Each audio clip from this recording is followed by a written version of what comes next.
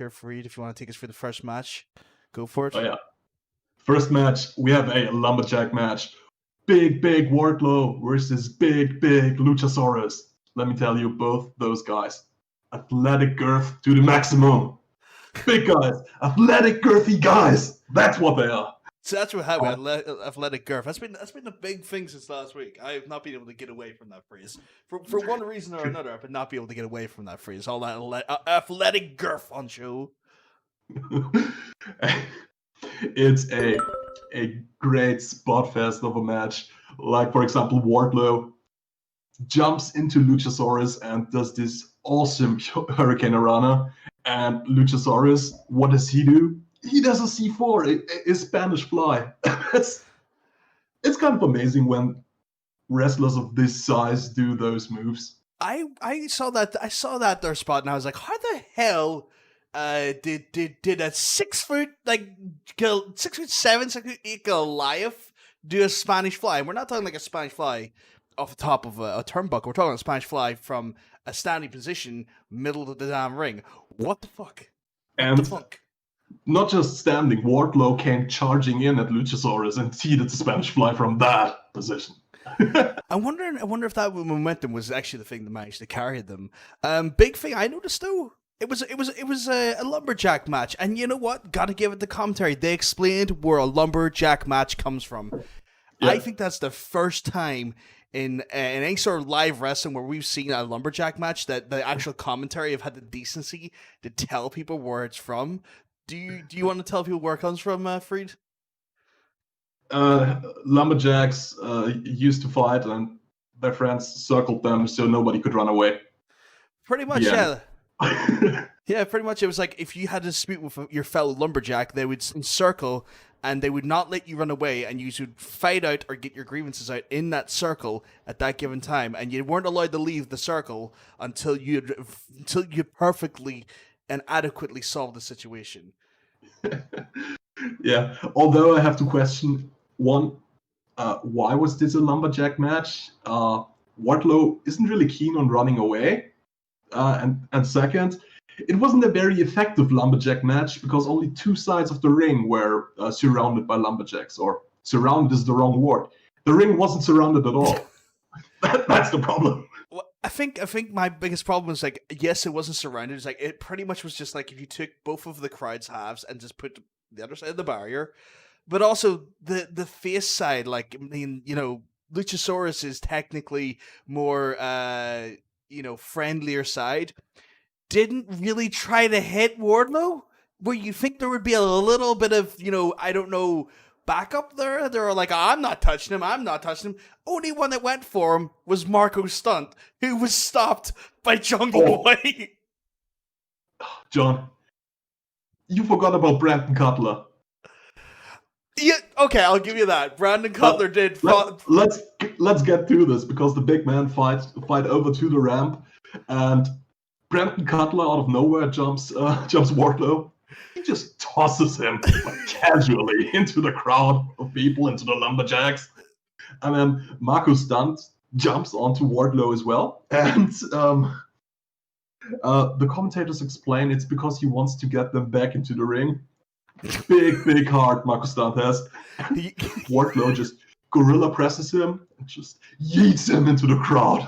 Just it was reminiscent of remember when Big Sexy got Mysterio and just lawn darted him into the side of the trailer.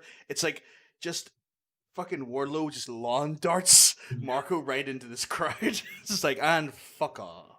He got so much distance. It was incredible. I mean, that is a sizable athletic girth holding a lot of medium small girth, I think the girth ratio is in the favor of Mr. Wardlow. I would at least say is in the favor of Mr. Wardlow. You could say that, yes. I mean, that's just my professional opinion. My professional opinion as a random smark. But weird match in all. I see what. Come on, because Luchasaurus had to top that. Okay. I was gonna get to that there. Please go ahead, by all means. Weird match, but I understand why they had the Lumberjacks was because of that segment and stunt right off the top of the ramp. Like, just we see a tail whip just annihilate Wardlow, and then it's just this whole sort of like, oh, just kind of like a fallback, like you'd see in like a movie, like in a movie stunt thing, and just he just decimates everyone. Right, he falls down, takes down the whole crowd, but Luchasaurus is not good, just not enough. He's been doing. He's been watching Airborne. He's been watching his WWE from Kofi Kingston and Evan Bourne were on the scene. He's like, I'm just going to do a shooting star press off the top of this thing, and just channels his inner Airborne and just annihilates the bottom row again. Just as they get stand up from a stagger, they're getting to look up. Next thing you know, there is a 6'7" Mesozoic era dinosaur flying at them in majestic symphony of flying limbs. It was wonderful, and I couldn't believe it. Let me tell you something. It wasn't a meteorite that killed the dinosaurs. It was Luchasaurus when he jumped off that ramp.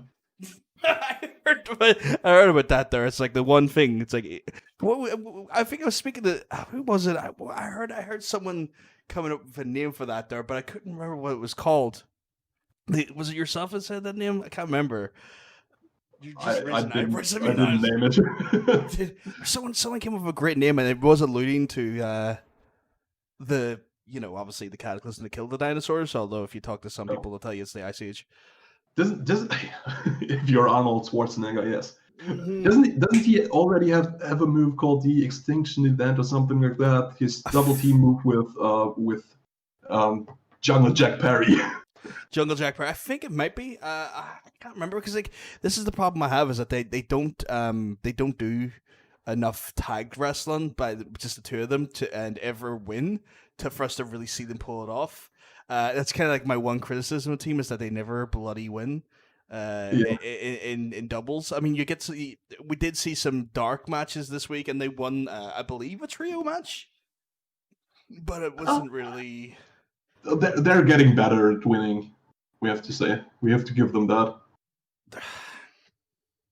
It makes me wonder: is it getting better winning when you do it on dark though? It's the quality of the opponents, right? Yeah, it's Jobber Nation. Yeah, It's not great, but all in all, great match. I thought it was again, Dynamite always good. They're like WCW. They always had like these really hot openers. They don't mess around. They always have like a really good sort of high octane match to kind of get the crowd going, even though the crowd's not there. But you know what I mean. They still getting the audience kind of into the mood of some great high octane action. And then